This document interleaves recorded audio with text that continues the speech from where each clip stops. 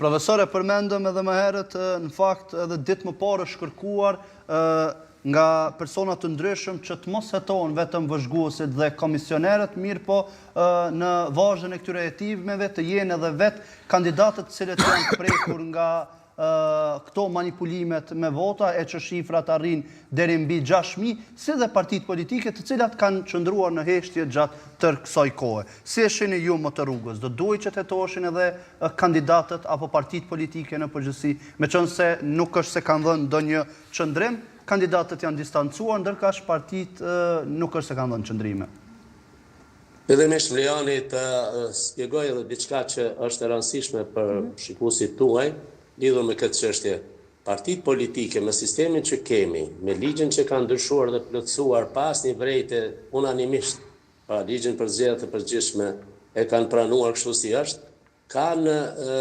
dy fish, pra mundësi të ndikimit të tyre politik dhe interesit të tyre në procesin zgjedhor. Një përmes një kanal, një mundësi është përmes delegimit të anëtarëve të KQZ-s, dy përmes trupave të tilla për cilat po flasim, komisionare vëzhgues. Partitë politike kanë interes dhe në këtë mënyrë përmes dy kanaleve e kontrollojnë procesin, sepse ata që propozohen si komisionar nga partitë politike miratohen në KQZ përsëri nga partitë politike anëtar të KQZ-s. Pra është një mënyrë dhe kanal i kontrollit dhe ndikimit dhe interesit subjekteve politike. Në anën tjetër përmes delegimit të anëtarët të KQZ-s, të cilët janë përfaqësues politik, edhe pse do duhet ishin asnjës, do duhet të mbronin interesat pasi të zgjidhen atje anëtar të gjithë qytetarëve dhe të procesit dhe të institucionit, pra KQZ-s që është institucion kushtetues i pavarur, ata megjithatë përvojat kanë treguar që janë të ndikuar politikisht. Ndërkaq, sa i përket pyetjes suaj për përgjegjësi, përgjegjësia e subjekteve politike është përgjegjësi politike,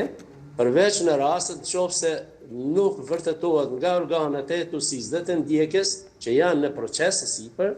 pra lidhja kauzale në mes të segmenteve të subjekteve të trupave kryesisht anëtarëve, deputetëve me keqbërësit gjithsesi ata të cilët janë të dyshuar që tani më bë abuzim me procesin elektoral. Vetëm atëherë është çështje pra e organeve të ndjekjes dhe të gjyqësisë se a e vërtetojnë lidhje kauzale në mes të tyre dhe veprimeve të tyre dhe veprimeve të komisionarëve dhe vëzhguesve atje, atëherë mund të flitet për ndonjë inicim edhe të përgjegjësisë penale. Përndryshe, vetë fakti që në një komunë është vërtet të ndjekjes se përveç shkjetëve që bëjnë në veprat penale në kodin penal për zgjedhjet, ka edhe shkjete dhe veprime të tjera të dyshuara siç janë për shembull kërcënimet ose dhënia mitos, marrja mitos e kështu me radhë. Kenan, a ka hapësirë për